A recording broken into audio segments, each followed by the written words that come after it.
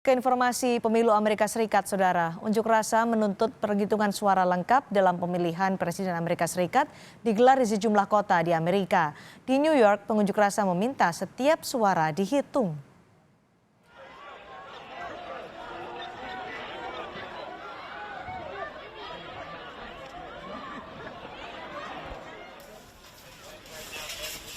Unjuk rasa ini awalnya berjalan damai dengan masa aksi berjalan melalui toko-toko mewah di Fifth Avenue, Manhattan, New York, Amerika Serikat, Rabu malam waktu setempat. Setelah beberapa saat, para pengunjuk rasa mulai menyalakan sejumlah titik api kecil di pusat demonstrasi. Aksi protes ini dimulai setelah tim Presiden Trump mengumumkan mereka akan mengajukan tuntutan hukum di Michigan dan Pennsylvania untuk menghentikan penghitungan suara yang sedang berlangsung. Massa meminta penghitungan suara tetap berjalan dan setiap suara dihitung.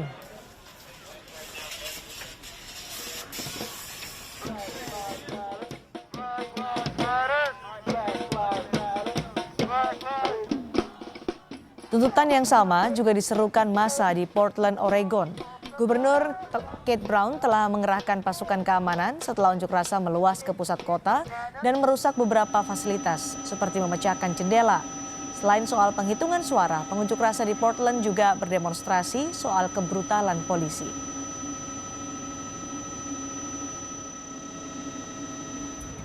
Berbeda dengan negara bagian lainnya, di Michigan, sejumlah pendukung Presiden petahana Donald Trump meminta penghitungan suara dihentikan.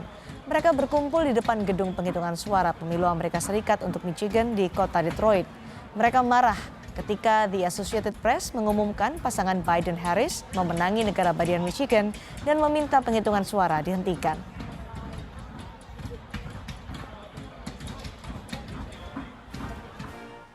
Hari Rabu waktu setempat, tim hukum Trump telah mengajukan gugatan penghitungan suara pada 3 negara bagian, yakni Pennsylvania, Michigan, dan Georgia. 3 negara bagian ini menjadi negara bagian kunci untuk menentukan pemenang pemilu Presiden Amerika Serikat. Trump juga dilaporkan telah menghubungi para gubernur negara bagian dari Partai Republik. Seperti yang dikutip CNN, Trump menginstruksikan stafnya untuk mulai mengajukan gugatan hukum segera setelah Fox News memproyeksikan rivalnya Joe Biden memenangi negara bagian Arizona pada Rabu malam waktu Amerika Serikat. Sementara rival Trump dari Partai Demokrat, Joe Biden, menyampaikan pidatonya dari Wilmington, Delaware pada Rabu sore. Biden menegaskan belum akan menyatakan kemenangannya karena penghitungan suara masih berlanjut dalam pemilihan presiden. Namun Biden yakin saat penghitungan selesai, ia dan Kamala Harris akan jadi pemenangnya. Biden juga berjanji akan merangkul lawan politiknya. It's very much alive in America.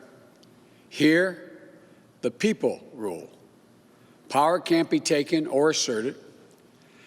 It flows from the people, and it's their will that determines who will be the President of the United States, and their will alone.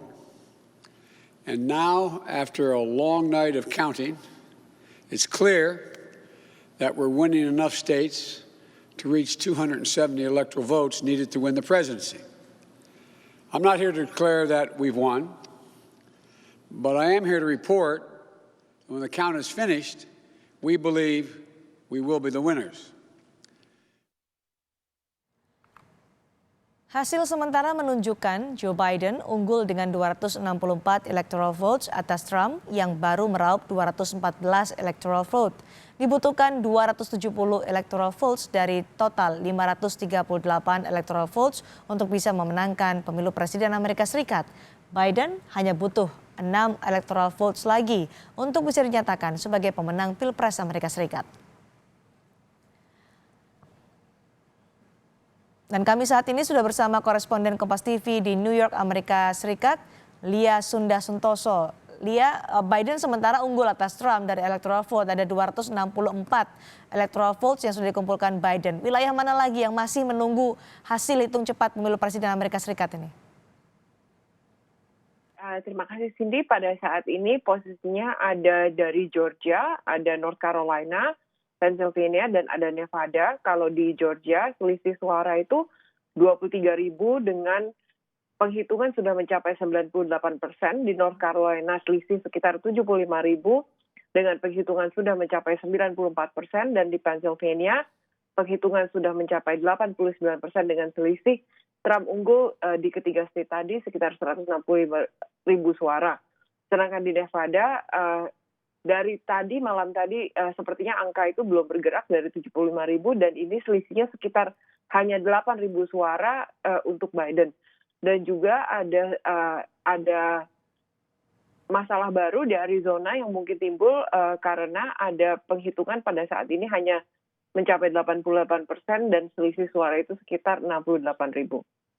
Dari negara-negara bagian yang saat ini masih dihitung suaranya untuk pemilu presiden Amerika Serikat, negara bagian mana yang nanti akan menjadi penentu atau kunci siapa yang menjadi pemenang Pilpres Amerika Serikat ini?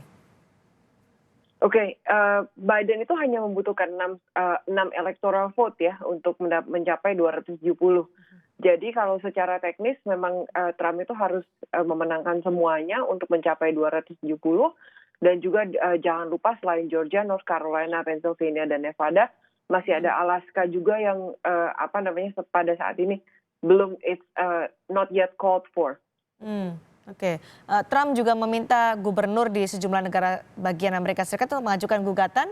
Ada juga protes untuk menghentikan penghitungan suara di sejumlah wilayah di Amerika Serikat. Apakah ini berdampak pada proses penghitungan suara di sana? Kalau menurut saya tidak ya, karena sepertinya ini kota-kota besar ya terutama sudah mengantisipasi. Karena banyaknya protes itu kadang-kadang ada mengenai election, ada juga yang mengenai racial disparity. Ada di LA, Houston, Pittsburgh, Minneapolis, di San Diego, Los Angeles Police Department, dan juga NYPD. Kemarin saya sempat komunikasi dengan salah satu rekan saya yang dari kantor wali kota dan yang mengatakan bahwa mereka sudah mengambil tindakan antisipatif di mana banyak toko-toko yang sudah di board up. Board up maksudnya diletakkan papan untuk ditutup, juga di Boston juga sudah dilakukan itu.